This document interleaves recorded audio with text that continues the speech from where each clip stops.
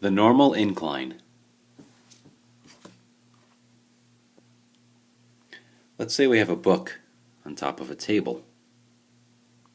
The mass of the book is 1 kilogram. So let's do a force diagram for that. Force of gravity, or the force of gravity, or the force of Earth on the book, which is the weight, whatever you want to call it, it's fine as long as it implies it's a force from gravity, the Earth, implying the weight. You don't want to call this, though, g, because that's a vector implying acceleration. You don't want to call it big G, because capital G would be reserved for gravitational constant, which will come later.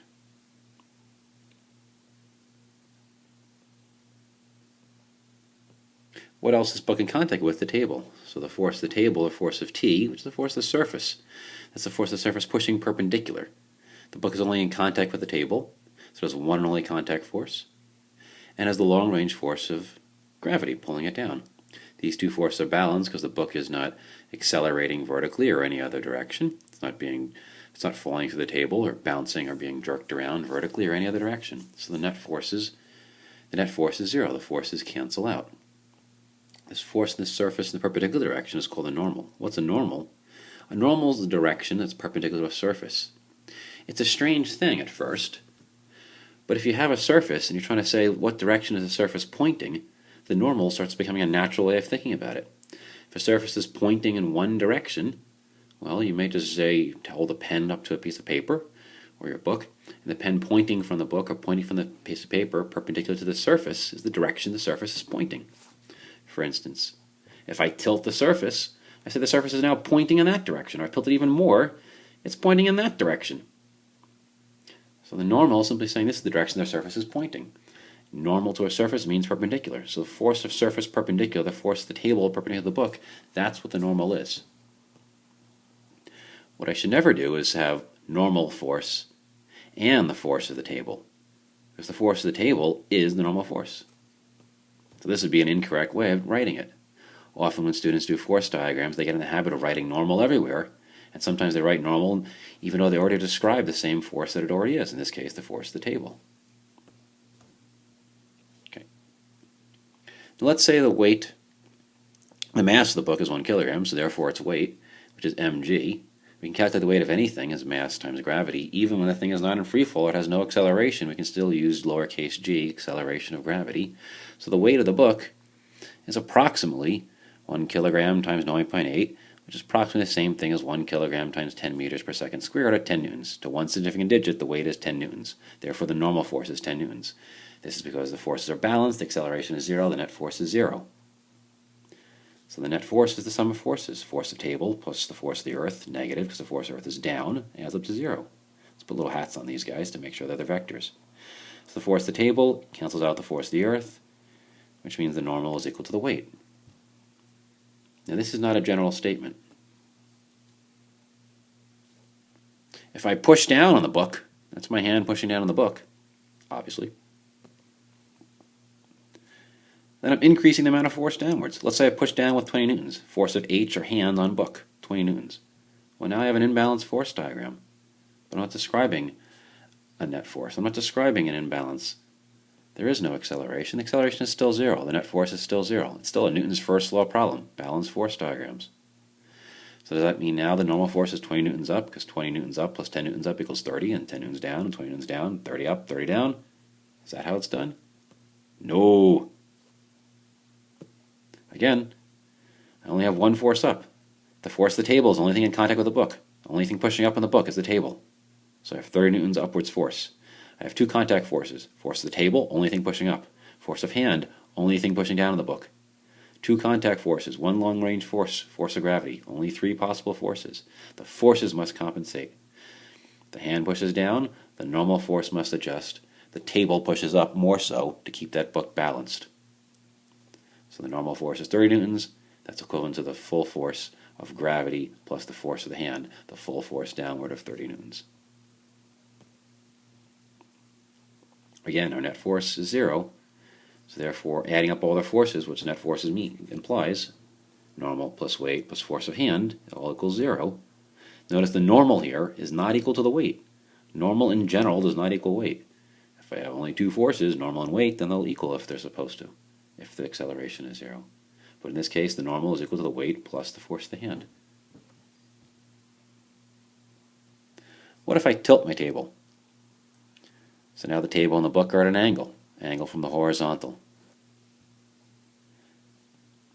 But again, let's say the book is stationary. Acceleration is 0, the book stays at rest, net force is 0. I'll have to have, again, a balanced force diagram. It's still an example of the first law. Balance push or pulls. How can this be possible? Well, clearly the table must have enough friction to hold up the book from sliding. But the book is only in contact with the table. I still have one and only contact force, force of table, and one only long-range force, gravity, the weight, the force of the earth pulling down. Those are my only two possible forces. So they must balance. Force of table equals the weight.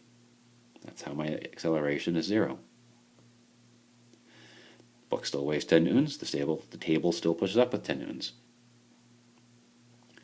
But how can I describe that friction is holding up this book? Well, I can break my weight into components, break the vector into components. The earth, the gravity, or the weight is pulling the book down along the table, down the table, and into the table.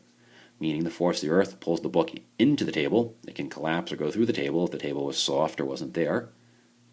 And it's pulling the book down the table.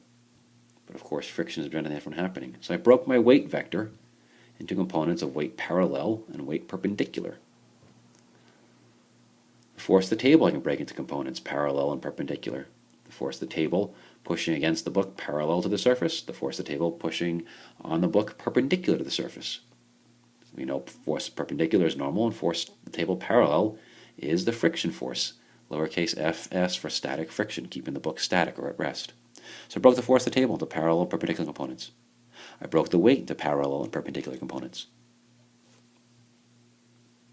These are useful components. I can figure out the angle relationship between these components by looking at my complementary angles, theta and phi here. And so my weight parallel is W sine theta, weight sine theta, and weight cosine theta is my weight perpendicular.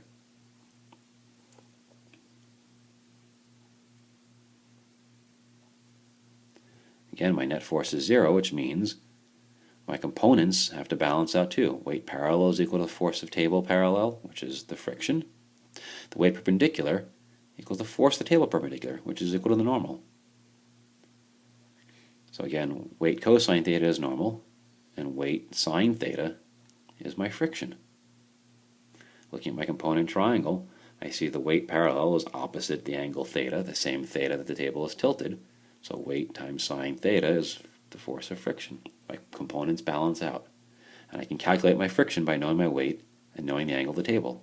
I can calculate the normal by knowing the weight and the angle of the table, using the sine and cosine function respectively. The force of friction is less than mu times normal, less than or equal. The force of friction only equals mu times normal when it's the maximum friction, meaning my friction can grow to equate to the product of mu, the coefficient of friction, times the normal. It's only the max when it's at its maximum value, but it can of course be less than that.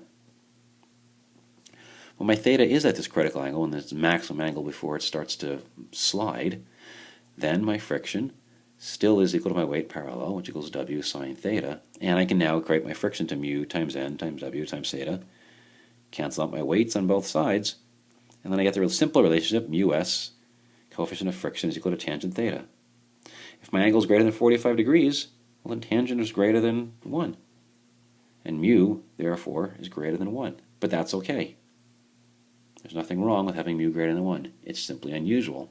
Most likely if mu is greater than 1, you did the problem wrong, but it's not forbidden. So let's look at this again. Mu is the relationship between the friction over the normal, and the friction is the force of the surface parallel, and the force of the surface perpendicular. So mu is simply a ratio of the surface parallel to the surface over the surface perpendicular. And mu, therefore, is unitless. It's force over force, parallel force over perpendicular force of a surface. Newtons over newtons, the units cancel out. That's what it means to be a coefficient. It's simply a number. Now let's take the table and tilt it even more so that theta is greater than the maximum angle, the critical angle, and the book will start to slide. Why does it slide? Because the gravity is overcoming the kinetic friction. If it starts to slide, it's no longer static friction, it's kinetic. It's sliding friction, kinetic friction. So my net force is not equal to 0. The weight down is greater than the kinetic friction.